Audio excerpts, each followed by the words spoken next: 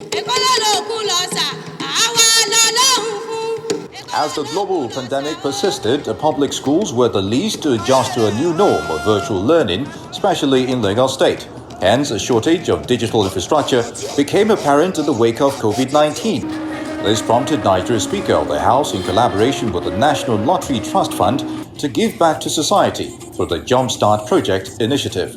I commend the National Lottery Trust Fund for providing the resources to facilitate the implementation of this remarkable initiative, whose idea, I was told, is to help increase the learning capacity in our public schools, currently lagging behind as a result of poor access to digital learning infrastructure and other critical facilities.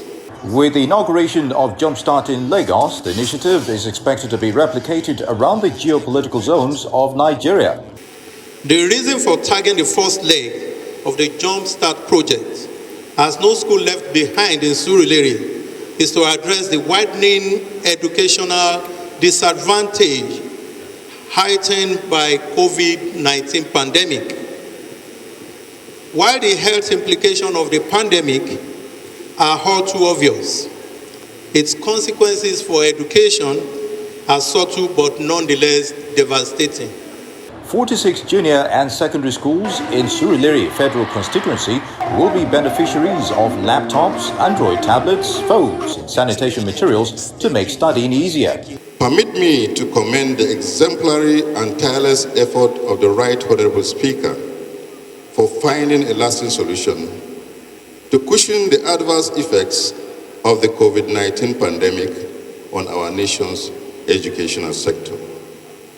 The program, which seeks to help improve the current capacity of schools in the area of good hygiene practice through the provision of basic sanitary and standard modern teaching and learning aids, such as laptops, as you can see, smart tablets that are fitted with e-books for promoting standard, which is in tandem with global teaching best practice.